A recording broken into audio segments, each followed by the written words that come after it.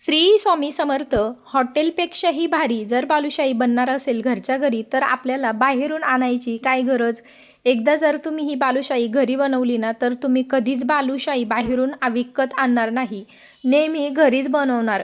कारण ही बालुशाही बनवायला जास्त वेळही लागत नाही आणि जास्त खर्चही लागत नाही.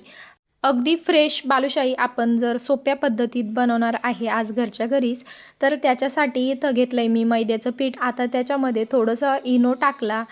इनोमुळे आहे ना बालुशाहीला आहे ना लेअर खूप छान पडतात, ज्याच्यामुळे आहे ना मध्ये अशा गिठोळ्या राहत नाही आणि पाक पण अगदी मध्ये जातं आणि एकदम भारी बनतं. आता याच्यामध्ये ना मी अर्धा कप तूप घातले आणि त्या इनोला आणि तुपाला मैद्यामध्ये एकदम मिक्स करून घ्यायचं. सगळ्या पिठाला व्यवस्थित लागलं पाहिजे. आणि इथे आहे ना हलक्या हातानं थोडंसं पाणी टाकून टाकून पीठ मळून घेते. पीठ एकदम हलक्या हातानं मळायचं असतं आणि त्याच्यामध्ये ना छान अशा लेअर पडल्या पाहिजे, असं गिठोळ्या नाही राहिल्या पाहिजे. जर पिठामध्ये जर गिठोळ्या राहिल्या ना तर बालुशाहीमध्ये पण गिठोळ्या बनतात आणि पाकमध्ये जात नाही. त्याच्यामुळे ना मस्तपैकी हलक्या हातानं मळून घ्यायचं आणि व्यवस्थित त्याला. तुम्ही जर याच्यामध्ये ना डालडा पण जर वापरला ना तर त्याच्यामुळे पण बालुशाही खूप छान फुलते आणि त्या डालड्यामुळं काय होतं एकदम घुसघुशीत बनते आणि मध्ये ना पाक जातो. तर आता बघा पीठ मी व्यवस्थित मळून ठेवलं आहे. आता हे पीठ आहे ना कमीत कमी 10 ते 15 मिनटं मी तसंच ठेवणार आहे आणि या पिठाला आहे ना व्यवस्थित थोडंसं तुकडे करून परत व्यवस्थित असं जमा करून ठेवायचं. त्याच्यामुळे ना लेअर खूप छान पडतात.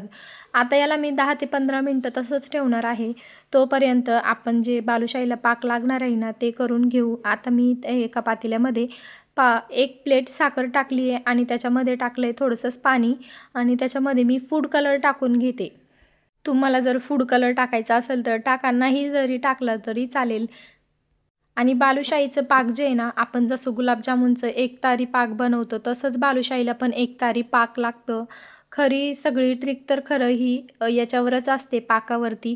जर पाक थोडंसंही इकडं तिकडं झालं तर बालुशाही व्यवस्थित लागत नाही आणि पाकही त्याच्यामध्ये व्यवस्थित जिरत नाही.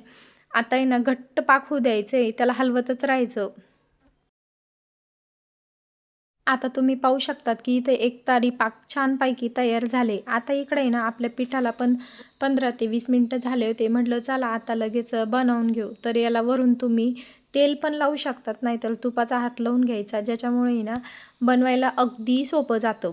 आता व्यवस्थित आहे ना याला मी लेअर पाडायची याला काही गरज नाही, कारण मी याला व्यवस्थित पहिलेच मळून घेतलं होतं. आता फक्त गोल गोल गोळे करून व्यवस्थित बालुशाहीचा शेप त्याला देऊन घ्यायचा. तुम्ही जर आहे ना या पद्धतीने बालुशाही बनवली तर तुम्ही एक आठवडासुद्धा ती खायला वापरू शकतात, कारण ती खराब होत नाही. आता मी ते एक एक करून सगळं व्यवस्थित बनवून घेत आहे. आणि जर तुम्हाला आणखीन त्याच्यामध्ये जर चांगले लेअर पाडायचे असेल तर तुम्ही या सगळ्या पिठाला एक वेळेस मस्त लाटून आणि परत त्याची उंडा मळून ते पण करू शकतात. त्यानं पण खूप छान लेअर पडतात. आता आहे ना मी इथं लगेच तळासाठी तेल ठेवलं होतं आणि तेल आहे ना जास्त कडक होऊ द्यायचं नाही, म्हणजे जास्त गरम होऊ द्यायचं नाही. मध्यम तेल पाहिजे, कारण त्याच्यामध्ये ना बालुशाही चांगल्या तळल्या जात्या आणि आतमध्ये कच्ची पण राहत नाही. लहान मुलांसाठी जर तुम्ही हे घरामध्ये बनवून ठेवलं ना तर ते कधीच बाहेरून काहीच विकत आणायला लावणार नाही, कारण ते त्यांच्या शरीरासाठी पौष्टिक पण राहतात.